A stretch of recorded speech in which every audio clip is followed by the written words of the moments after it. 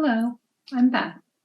Today I'm going to lead you through a short chair yoga or a yoga at your desk practice. So this is going to be an all-seated practice that you can do in your office or your home office, like where I am. You don't have to be wearing any special yoga clothes for it. I'm dressed as I've dressed for work today, and you don't have to have any special equipment other than seated in your chair. Again, all of the poses that we'll do today will be seated. So let's start seated, and let's start by finding a comfortable seat. So rather than be way toward the back of your chair, think about shifting a little bit forward in your chair so that you can ground your feet flat on the floor and that you can sit up tall and yet be comfortable. So we're not trying to sit up like a soldier, but be relaxed while also allowing our spine to be tall and upright. Your hands can rest on your lap. You might want to rest your hands on your desk, wherever is comfortable for you. We'll take just a few moments to check in. When we're doing yoga at the office or yoga midday, part of what we're doing is giving our bodies a time out, a chance to pause from our busy day. And so let's really do that very mindfully and intentionally.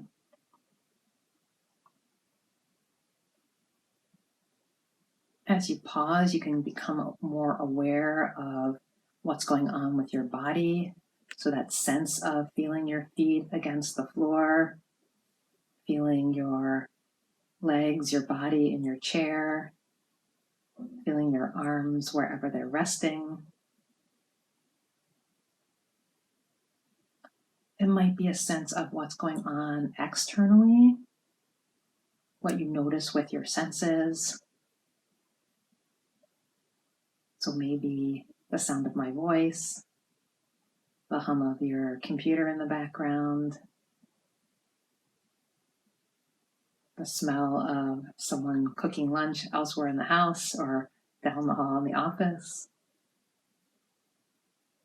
All of those things are part of your current experience. You can be aware of everything and yet still be mindful of where you are right at this moment.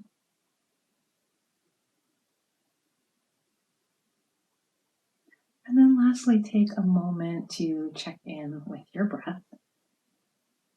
And this doesn't mean having to do anything differently with your breath, simply noticing it, feeling the breath in the body, wherever you most naturally notice it. And that might be the tingling around your nostrils as you breathe in. That might be a sense of the breath in the belly or the chest. And placing a hand on your body, we're going to do this a little bit later in the practice, but doing it now to allow yourself to feel the breath,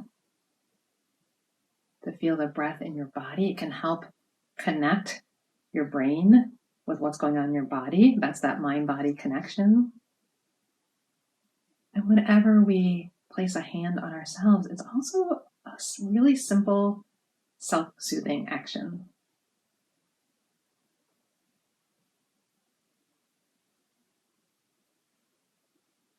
All right.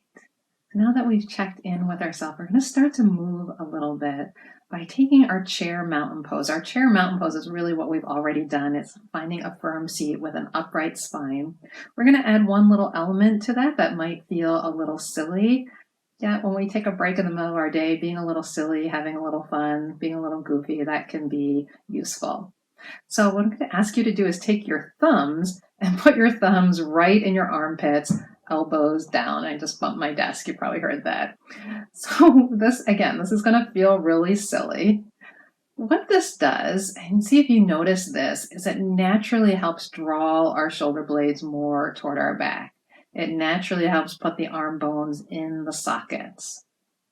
And so you feel an expansion across your chest. That's the part that when we're typing or leaned over, looking at the computer screen, zooming all day, we can get really closed in here. So this little simple movement is something you can do anytime in your day as a reminder to open up in this area.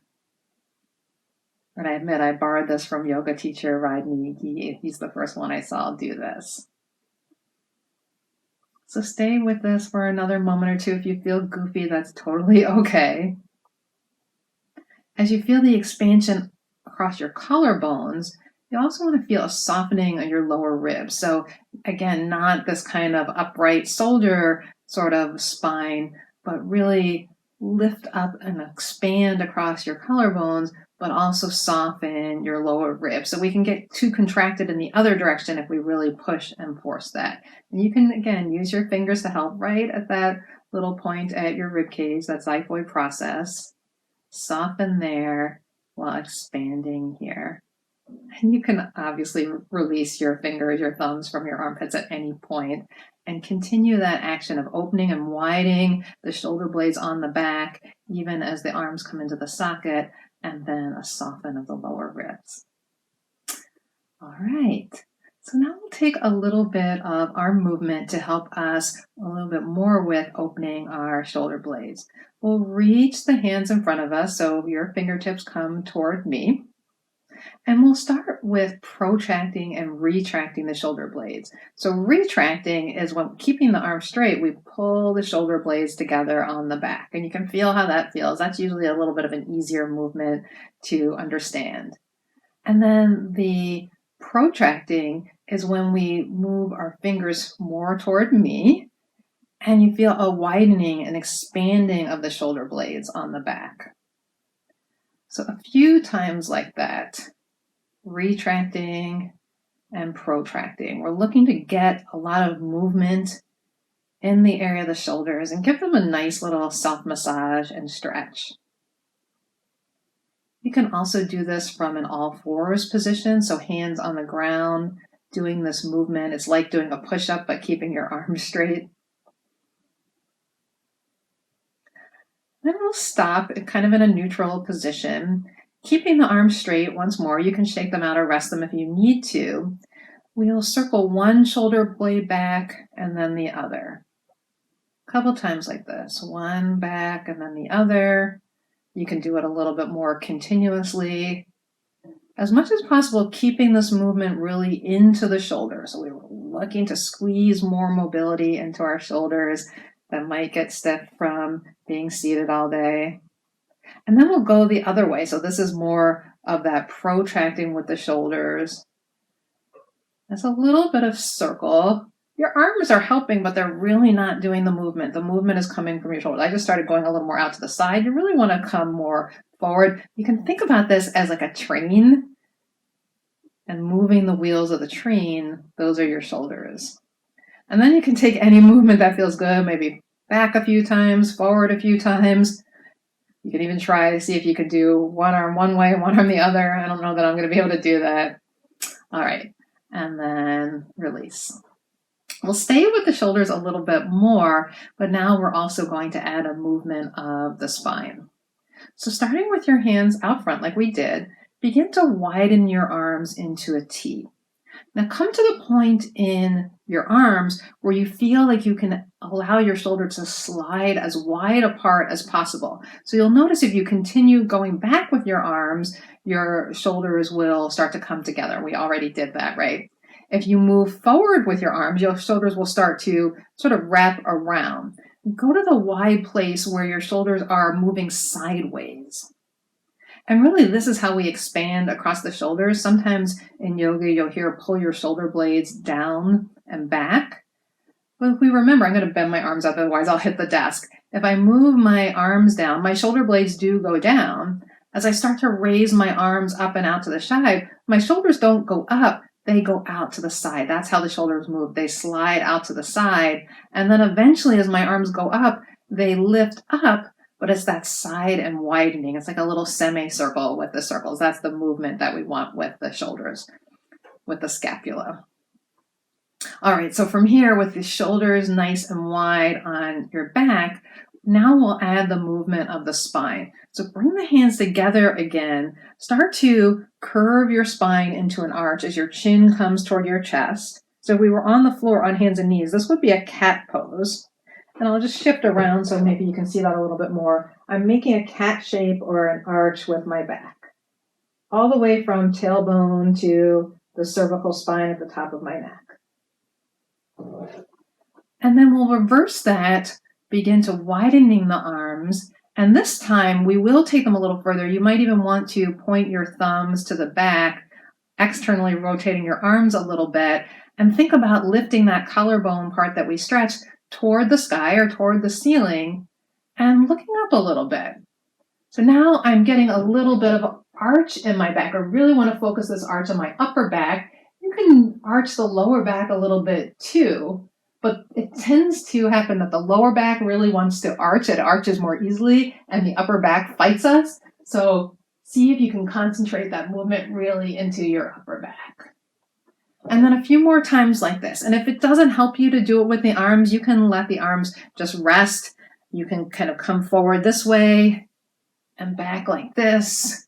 You can also have cactus arms, bringing the elbows together and then widening apart on your little back bend. And so that's what we're doing here is we're moving the spine forward and we're moving the spine back. We're counteracting some of that stiffness or slumpness that we can get from seated. And again, you can do that with long arms. The arms are just an appendage, obviously. And the point of adding the arms to yoga pose is that there has to be a point. It has to add something to the pose. So if the arms don't add anything to the pose for you, you don't have to do them. One more time back, because I noticed that felt really good the last time.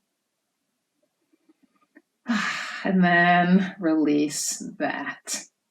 So we'll do one more spinal movement, and then we'll do something for the neck, and then we'll start moving into our last spinal movement, which is the twist.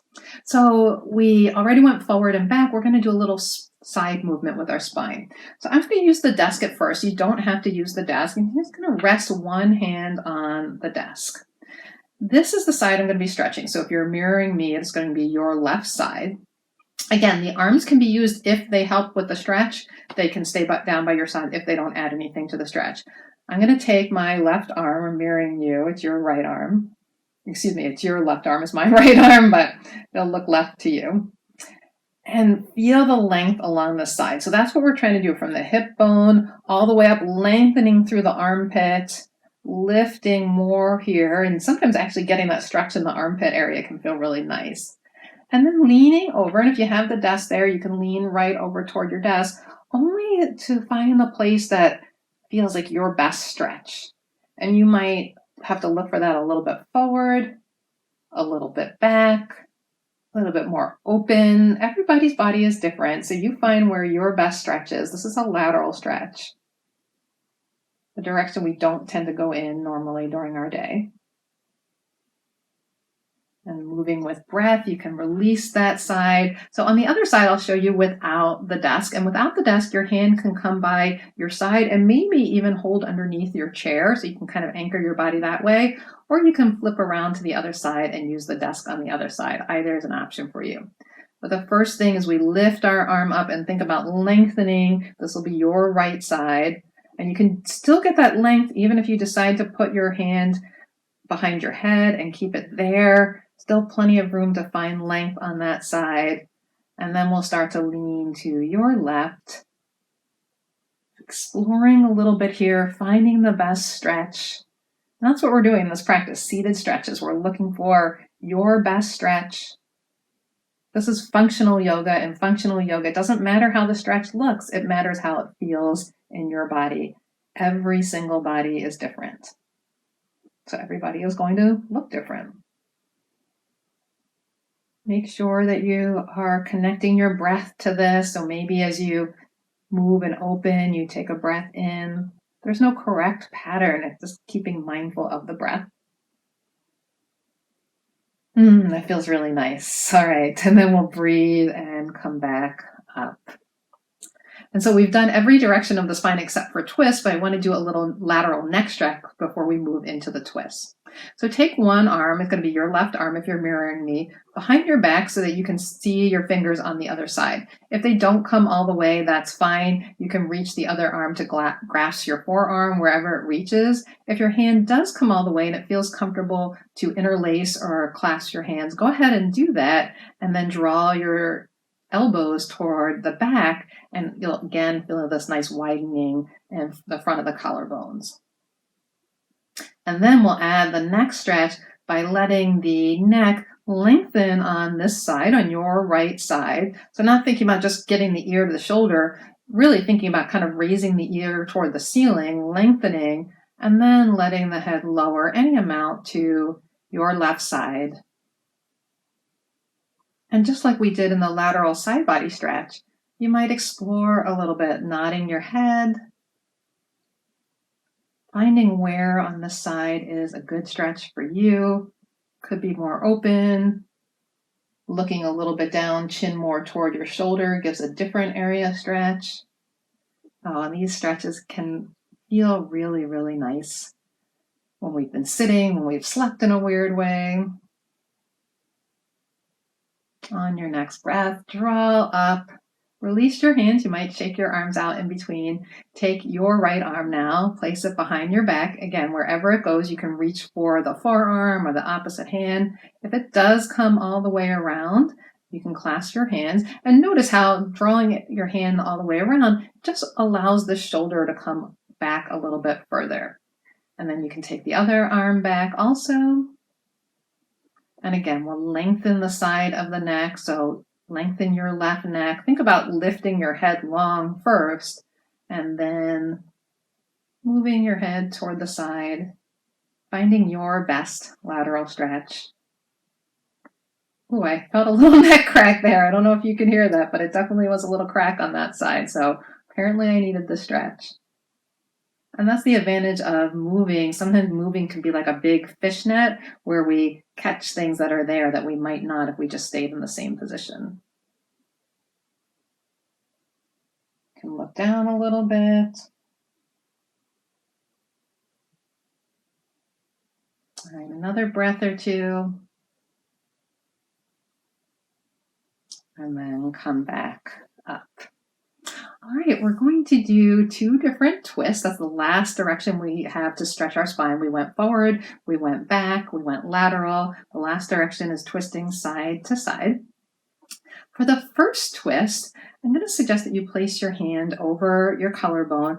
Kind of think of it as heart center. So the reason for this is, as I mentioned earlier, it's self-soothing, first of all. The idea of placing our hand on ourselves, you just feel that compassion, that caring that you have for yourself. You're doing this practice because you care about yourself, obviously. So take a moment to feel that. And then when we twist, we want our body to be long. That's why we did our lateral stretches first. We want our spines to be long, our side bodies to be long, and we want to move from this area. So not from moving the neck in our twist first, not really moving our hips first, although they'll naturally move with the twist, especially if you're in a rolling chair like I am. But thinking about growing long and then moving this whole area, it's called our thoracic spine around the rib cage, leading this area with our twist. So you can twist to your left, the side of your bent arm, keeping your chin centered right over your chest to start. Yeah, mine was moving a little bit. Using your hand to encourage that twist, and you might feel your left shoulder blade draw more on your back. And then when you've just reached a natural part for the twist, you can decide where to place your head, where to place your neck. So it might stay centered over your chest. You might look in the direction that you're twisting. And you might also choose to look in the opposite direction and get a little opposite twist. Take a breath. Slowly move back through center, and we'll switch hands. Other hand on self to self-soothe and also to help guide your twist. Breathe in, grow long, grow tall. Feel the crown of your head reach toward the ceiling. And then use your hand to gently encourage the twist, keeping the chin centered over chest to start. Maybe using your hand to encourage a little bit more twist. Drawing your right shoulder blade more on your back as you twist. And whatever your maximum, or it doesn't have to be maximum, it might be your 70%, your 80% is today. You can decide to twist your head in the same direction. You can allow your head to twist the other way. Finding a place to hold your breath for your head for one more breath in the twist. And then coming back through center. So I'll show you one more version of twist. And again, this is going to be option to use the desk. I'll use it on one side and not the other so you can get a sense of both. So we start the same way in which we grow tall in our body. And then moving with breath, we start to twist around the rib cage. You can use your hand to help or not. This time I'm going to use my hands on the desk, just a little aid in the twist. So I might use the back hand to push against the desk a little bit, maybe a little pulling action with the front hand to gently encourage more room in the twist, never going to a point that is really uncomfortable or painful, maybe encouraging myself to go a little further in a really safe, comfortable way.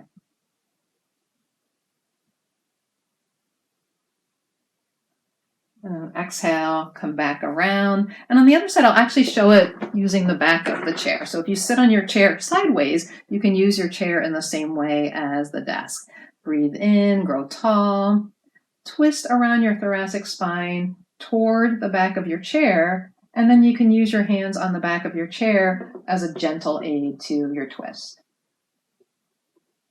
So yoga stretches sometimes bring us out of our comfort zone, and it's okay to feel a little bit more sensation than maybe you're used to, but never pain, never anything that's ouchy or really uncomfortable. And then come back through center. All right, we'll finish with a few little things for lower body and then a forward fold to relax. These stretches can always be done on their own. So once you've seen this video, you can pick and choose. If one or two of these stretches feel really good, like as a quick break from your desk, you can go ahead and do that. You don't have to do the whole thing. You don't have to do it all in a sequence, although I tried to sequence it in a way that would feel like a good flow and a nice break for you maybe during your lunch hour. So for the seated, let's spin around, and I have just a scarf here. So if you have any kind of towel or scarf, this is an option. You don't need to use this. I'm going to show you how you might use it. We're going to lift one leg off the floor, bringing the knee up. So I'm lifting, and I've done this before. It's easy for me to do this, or not so easy, but I can do it. Let's put it that way. Now, one option is I could place my foot on something. If it was really straining to stretch, it could be simply a box or a bag, whatever you have nearby that you want to rest your foot on. You can do that. But this is where the strap comes in as another option, is you can loop your scarf, your strap, your extra t-shirt under your thigh, and use it to gently give your hands a little assist as you lift your leg up. And if you're using your hands to assist, you can experiment with just one hand and then let it go down. So we're strengthening a little bit the hip flexor area, that part that is often gets kind of from sitting all day. Move to the other leg. And we're also doing a little balance. Even though we're seated, this is balance. Once you throw your body into an asymmetrical position, it takes balance. It takes core strength to hold yourself there. So don't be fooled that you need to stand up to do balance. This is a lot of balance work, and you will feel this on your body. All right, one more time on each side. Go back to the first side.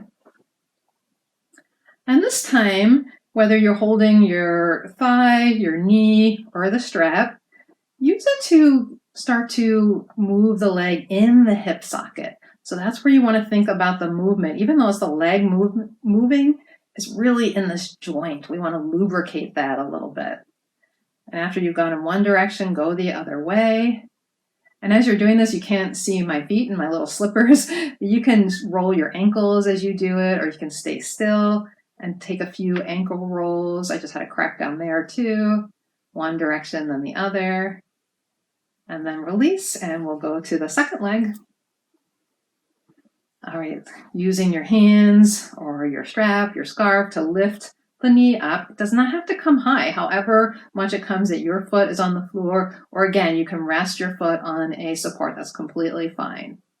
And then circling, feeling that movement where your femur connects to your pelvic girdle. Other direction.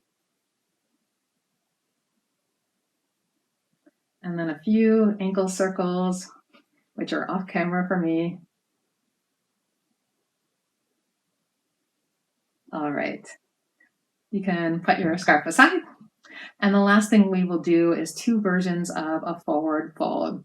So even though we already move forward in our cat pose, forward folding can be really relaxing and comforting. It's kind of a way to go inside yourself, and it's great for a more relaxing end to a practice, or really just something to do on its own whenever you need a break during your day.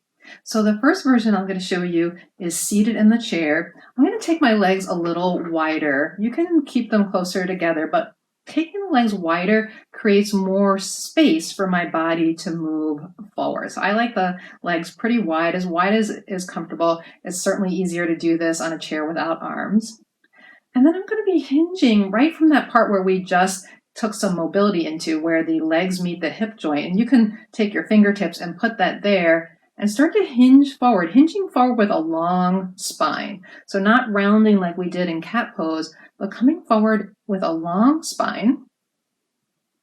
And maybe getting to the point where you can lean your forearms or your elbows on your thighs, if that's comfortable for you. If it's comfortable for you to continue going lower, you can.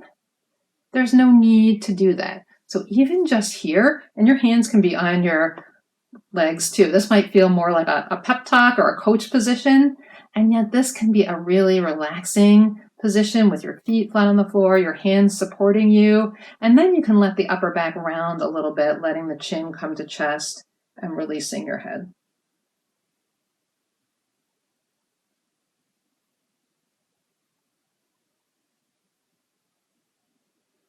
And then come up, and then the last version is going to be doing that same thing, but this time using our desk.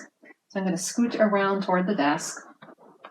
And once you're turned toward the desk, you can do this further away from the desk so that you go forward in kind of a downward facing dog position with your arms, or I'm going to stay a little closer to the desk. You probably did this as a kid, right? Sometimes reconnecting with what worked for us as kids is really helpful, where you come down with your crossed arms on the desk and you just rest, hinging forward in that same way.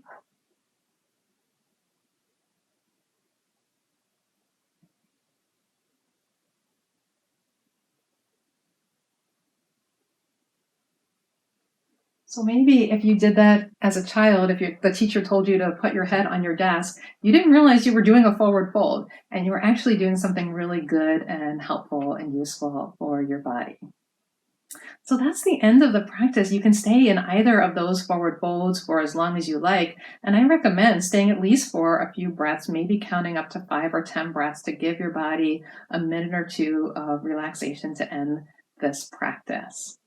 So I hope you enjoyed this practice. I do have other yoga at your desk practices. I'll link to them right up there. I also have videos on finding variations for your practice. That's my VIP yoga, or variations on individualized practice, and meditations that you can do during your workday as well. Thanks so much for joining me today.